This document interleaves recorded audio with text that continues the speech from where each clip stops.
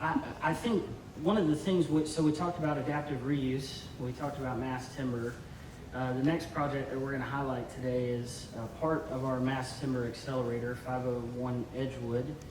It is a project that is the brainchild of Mr. Tim Nichols, who is going to provide us with a case study on this project.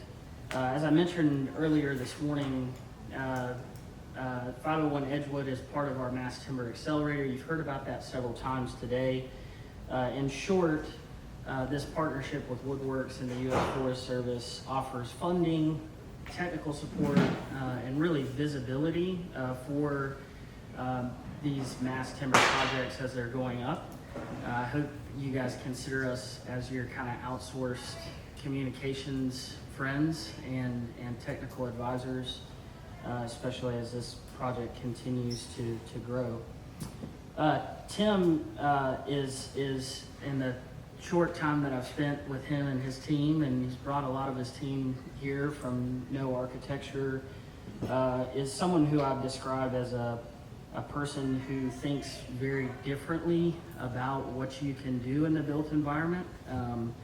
Their team was attracted to mass timber originally because of what they called the materiality of the material itself, the wood grain, the aesthetic nature of what they were using, and I think something very compelling is that it is, as I mentioned earlier, a overbuild.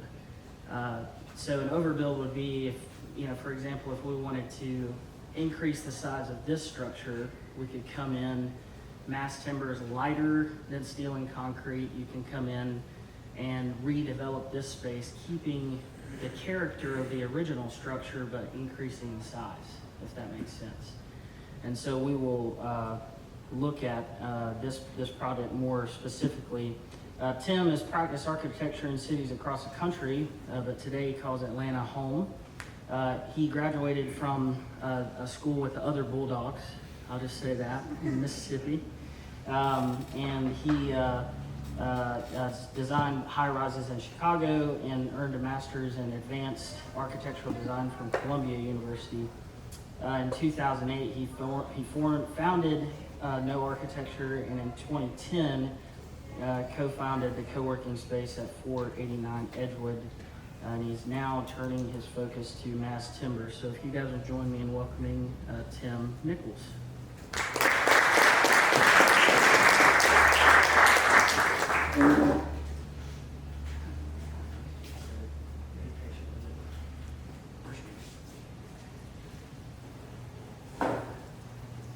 Troy, you can give my presentation.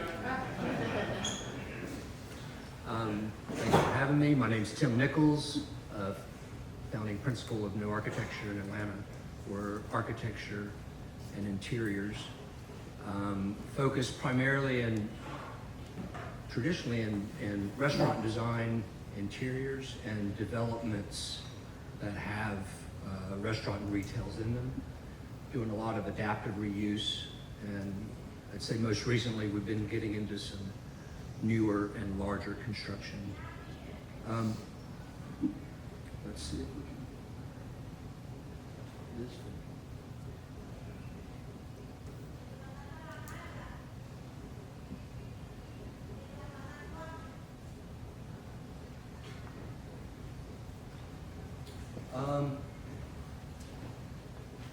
This project is in the MLK Historic District. This is Edgewood Avenue here. The MLK Center is right here. Boulevard is a major artery. The Belt Line is not too far away, about 4 or 5 blocks away. This is kind of an odd building, an odd project for us. We're friends with the owner, who has a commercial millwork company. So they are involved in woodworking, and talked to us about expanding this building and doing it as a wood project. As a case study for them, they are interested in getting into the industry as a potential installer, not necessarily fabrication, but being a crew on site, customizing and installing mass timber. So this is not a high-profile project. We're not interested in carbon credits. We're interested in the environmental impact, but that's not what drove us to the project. The wood as a material is what John brought to the project, and then for us, it's an aesthetic opportunity as well. So the other oddity about this project is how landlocked it is. It's a very tight site. This is, you can kind of see the front of the building and the back of the building. So it's kind of a dumb building. It's a CMU brick and steel building. There's a small alley in the back. This property's been deeded to the owners, so we have exclusive rights to this alley as a place to potential staging. There's also an empty lot right here. So in trying to save the building, it's a perfectly good building. It's not a contributing structure to the historic district, but it's an operating building. It's currently a very successful and popular coffee shop called Cromula. And so we just hated the idea of tearing it down once again and starting new, which would have been a lot easier, obviously. But also doing it in timber gave us an added complexity to the project. And it's one reason why we joined the Accelerator program. We needed to ramp up our expertise in this industry, so tap into some of the experts, get some visibility. It was coincided about a year ago when we first started working on this project.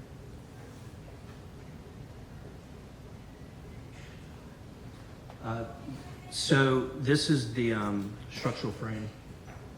The exterior building footprint remains the same. It is hybrid. There are steel components to the project for some of our cross bracing, some of the easier areas to bring steel in. The rest is timber frame, post and beam, and CLT floor plates. So this is the project on Edgewood and Daniel. We currently have gone through all of our entitlements for the property. So we've gotten the development rights to do this. We've gone through the historic district. We've gone through zoning and planning. So we were able to do this small scale in a historic area and satisfy all of those requirements. This is the building from the back. Part of that expertise that we are starting to learn about mass timber, certain sizes of cantilevers, sizes of the beams, the depth of beams, the spacing of beams, the depth of the CLT, understanding those as we build this to there is a height limit, so how do you get 4 floors in there? How much of the wood can be exposed?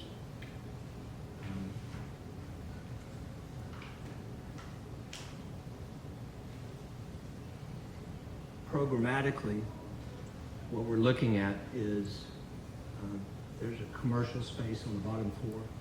So this is the ground floor. So this is currently commercial. The second floor of that leg would be commercial. And then the third and fourth floor would be individual apartments. And then this back leg is actually a single family residence. So essentially there's going to be a firewall here with a core for the shared multi-use building.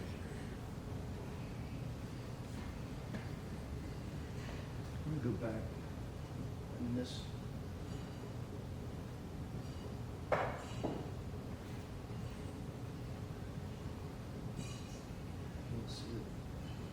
was a section. I wanted to talk about the section a little bit, but I can do it in any of these slides. The building steps back off of the plane of the existing building. So that was part of the ability to bring a new structure inside the frame of the old structure. Rather than sitting on top of the old wall, structurally it became easier to just pull the structure inside. And on this interior courtyard of the adjacent property, we stepped the building back another 5 to 8 feet so that we can get openings in that facade on the zero lot line. And so it also creates an opportunity to, it's going to be a detailing adventure to step the building in, but it does start to transition from the old material into the new material.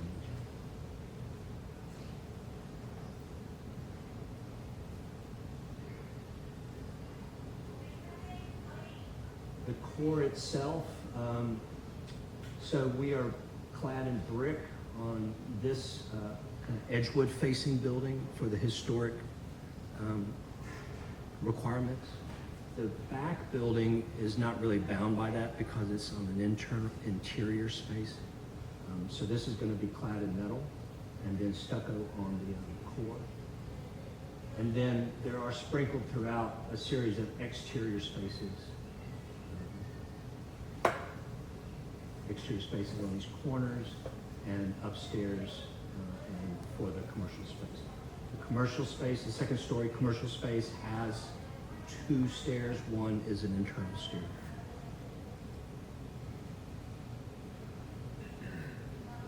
So I'm going to show you a second project just because this becomes a case study for the case study.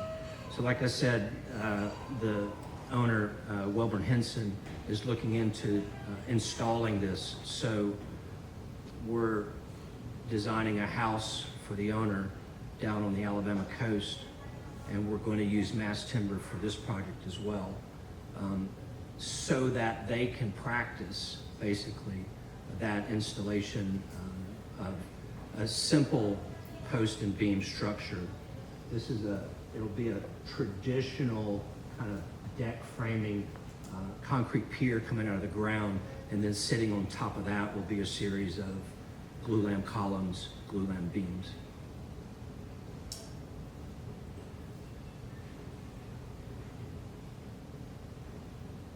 And so this piece is more traditional, and it gives them an opportunity to understand what those connections are like.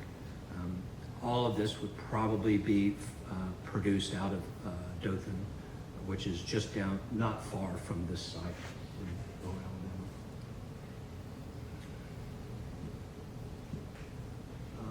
And that's basically the project. If anybody has any questions.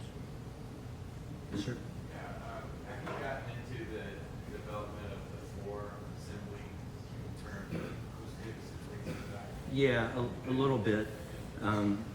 There will be, so sound becomes a problem. So gypcrete overlayment. So you're not going to have an exposed wood on the floor, but you will on the ceiling. And then what about like electrical and plumbing? What are you guys Thinking about where it's located. So we, just the visibility of it? yeah. So plumbing, trying to keep it in certain areas. We always, in any kind of project, we always get, I'd say the roof drains are some of the most difficult plumbing. But just your conventional plumbing for bathrooms and kitchens, trying to keep that located maybe on one wall and creating a chase to come down. Electrical, I think we're fine. We're going to be seeing some of that. Yeah. We can build some sleeves into the beams to allow some things to move through. HVAC is going to be probably a more difficult one because we don't have a whole lot of floor-to-floor height. So it might be a series of mini splits, or we're not sure about mechanical Nice product. yet. What about parking requirements for that multifamily apartment? They just weigh those? Yeah. The density in the area or what? Yeah, so, we're in City of Atlanta, thinking about infill projects like this. We'd like to find more small-scale infill projects like this. With the Beltline overlay and the historic district, there's a 0 parking requirement. So that's the zoning requirement. There's then your actual use of the project. The commercial space is a daytime use, residential is a nighttime use. The alley is an opportunity for some parking, and that's how it gets used by the owner who occupies the back space. And there is street parking. So,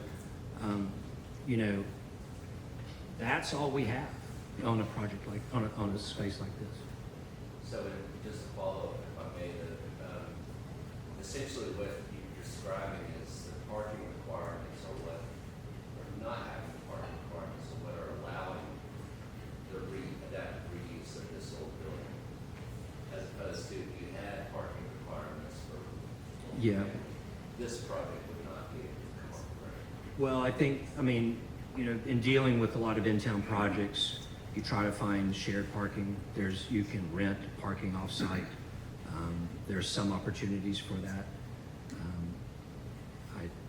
So there are ways of doing it if the commitment's there. This isn't a lot of residential. It ends up being about 15 to 16,000 square feet with only 3 residential properties on it. So it's not a lot. It potentially could be on another site, it could be 7 or 8 residential projects. So I think that would become a little bit more of a problem. Yeah. Okay. So you're able to add 3 floors to this building, you never, no structural improvements, no foundation improvements? Well, we are adding foundations for those columns when they come down. We're not using the existing foundations, and since we're stepping in, and rather than doing large spread footings, what we're doing is connecting both columns together with a single ribbon footing. So it's a series of parallel footings that go through the building like that. Yeah. So but that's it. We are keeping some of the existing roof structure in place, even though our second floor is above that. So some of that's just going to be aesthetic, but it's also strapping the masonry walls together.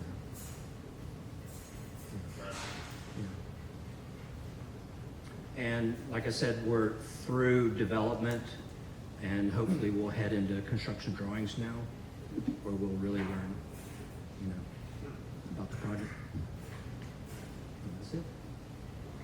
The house, though, we hope to build by the end of this year. Have you done other projects with Mass Timber, or is this your first? No, this is the first, and we're very interested in doing more. Have you learned something that says, I really need to do this more often because of some advantage, or is this just necessary? Yeah, I think, as we start to game it out, how it's going to be built, I think and Troy mentioned this, I think the speed of erection on a property like this, where you're not shutting down a residential street for weeks at a time, I think being able to go up quickly with a small crew is probably the most important thing. And really, it's an aesthetic. I mean, there are lots of reasons to use mass timber, but we're just really excited about what it's going to look like. And I think the flexibility of wood as well, that prefabricated, being able to design it prefabricated where it clicks into place is very compelling. That we're doing all this in Revit, so our understanding of those connections is going to be we're really gonna know what we're gonna get, right, as we design it. And we hope that we'll do the same with the MEP systems, you know. So that's a lot more predictable than, say, concrete. We just finished a concrete project, and there's a lot of wiggle room in a concrete building. Tim, Yep. thank you. Thank you.